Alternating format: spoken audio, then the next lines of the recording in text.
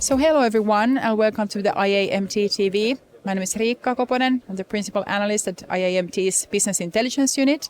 And I'm really delighted to be here at Ateme's booth with Babu. Welcome to the interview. Hello, nice meeting you. I'm Babu Krishnamoorthy. I'm managing operations, pre-sales, post-sales for Ateme APAC.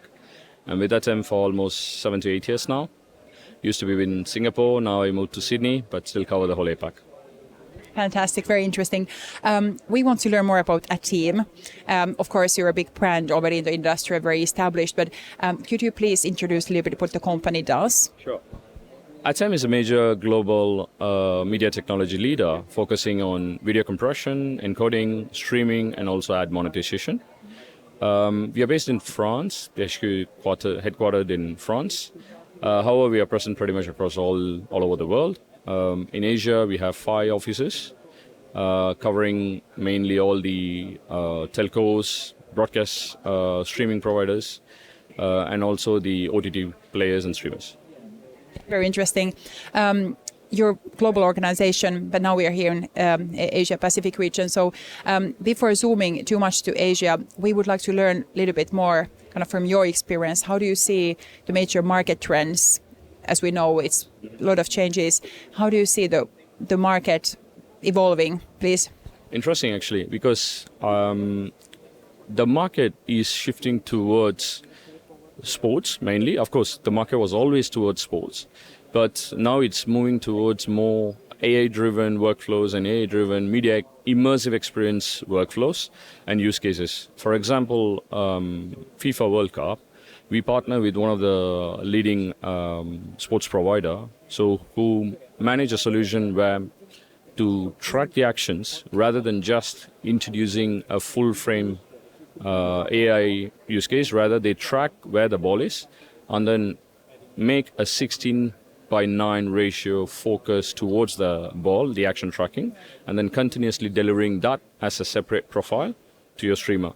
So, which is very interesting because today with the evolvement of devices, handheld devices, 16:9 is very interesting. It's very popular in VOD market or VOD space, but it's so exciting to do it on the live space as well. So there is a dependency with the GPU to track consistently, so which is evolving as we speak today. So what's adding for the solution is with the AI, with the involvement with GPU, we can able to curate a lot of use cases like this, where you can track the balls, create more immersive experience for the user, feel like you're in a stadium as well. And of course, there is a dependency with the player to create such experience. But what we can do in terms of the compression, we can able to create different viewing angles, so we can able to provide a multi-view angle. So we will compress, create the profiles based on that, and then it's easier for the player to have an immersive experience like a stadium. Right. That's very interesting. And with compression, it's also, if thinking energy efficiency and all of that, it's also something that, like in a bigger picture, very interesting. Now when we zoom to Asia Pacific market, where you're based and experienced for a long time, how do you see? Like, what are the major trends here in this market? And you talked also about streaming it's actually quite mature to stream on your phone. How do you see the market to develop here, please? I think the Asia market was predominantly cable and satellite, which has evolved a long way now towards IP. Pretty much everybody is moving into the IP, including the national broadcasters, traditional TV broadcasters. But then with the IP, the evolution is towards low latency streaming. And then ad monetization is a next big thing. So what we do is both SSAI and SGAI, which is server-side ad insertion and client-side ad insertion.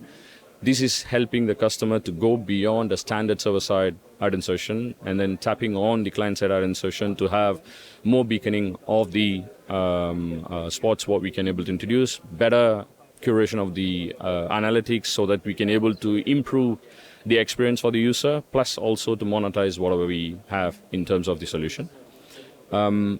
Beyond that, low latency or ultra low latency is a very key, very important requirement here.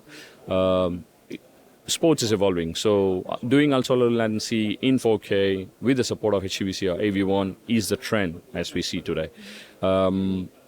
With Netflix, we just won a project with Netflix, supporting their transformation towards HEVC and AV1 for all their live streams. And this is live. And the beauty of it is the same software is what we are using across for all the customer deployments.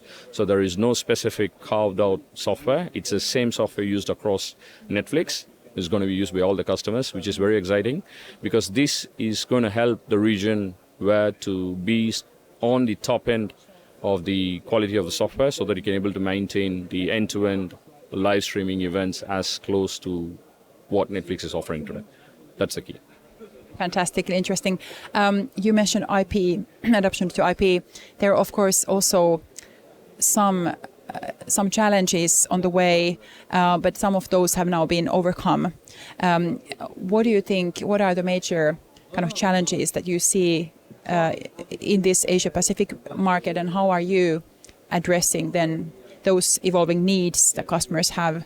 Yeah, so two things to address. So the recent geopolitical situation has put the stress on the hardware prices.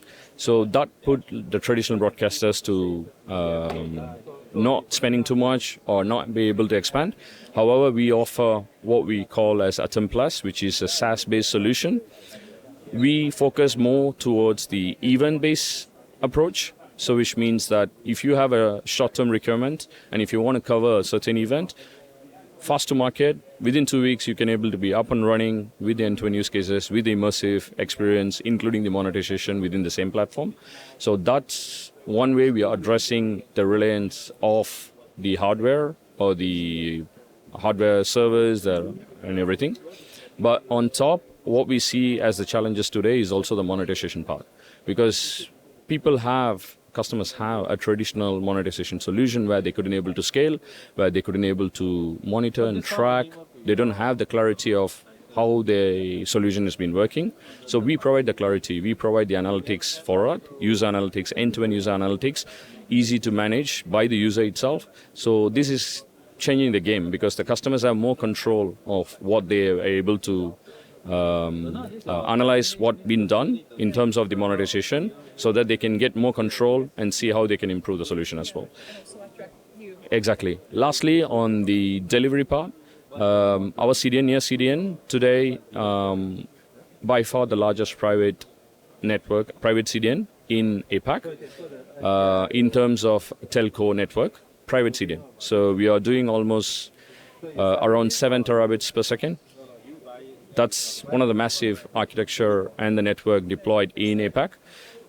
So that is giving a lot of confidence for the region to grow from a cloud-based CDN to a private CDN, gives the confidence for them to build their own CDN. Because the more you build your own CDN, you have more control on how you analyze, you have better analytics, better monitoring capability, better use case introduction, faster to the market, and then you keep your costs under control because you can able to design based on your needs and your capex availability. You can able to scale as you need rather than just paying a huge chunk on the cloud. Yeah. This event-based approach is really interesting, and you said you have this Ateme Plus. Yes, so that's also kind of addressing those probably kind of rare skill sets that needed in that transformation from fixed hardware to software-defined and also hybrid cloud production and remote production as well. So it's definitely something that, because we also see that there might be a need to cover more events during one weekend, correct, but then you don't need the rest of the week, yes, you don't need it. So the Ateme Plus is completely automated. We have the team who will monitor the platform and everything. However, since it's event-based, we can able to spin off the instances whenever we need once we have the event. Otherwise, you will have the instances sleeping where you don't consume so much of the credits on the cloud as well. But at the end of the day, it's a SaaS. So what we bundle is for the event. So which means that you don't have to worry, you don't need a specific skill set to operate the cloud because it's all managed by the managed services team of Ateme. Right? It's completely, all the products in Ateme Plus are cloud ready, cloud native, can able to run on AWS, GCP, etc. So we offer the cloud. Or if you think I have the cloud, the customer has a cloud, then we can able to run the same Ateme Plus on their cloud and we can still operate it for them. So we give a range of flexibility. If you have expertise, we can able to help you with how we can able to optimize your solution. If you don't have the expertise, fine. We can able to still help to run the event, and then we can able to train as we go along. It's really interesting. We could continue still a long time. There's so interesting thoughts. We stay tuned to see what comes next out, and also a lot of big sporting events coming out now also. So would you like to comment something about also major sports events that you're involved? Like everyone's favorite, FIFA. So which is coming in a few months. And speaking about Ateme, is a good example. So for one of the leading sports provider in US is with Ateme, spin off an event based system in Ateme for FIFA World Cup. And all this been set up in 2 weeks. And this is offering 180-degree immersive experience on a Meta. So we partner with Meta.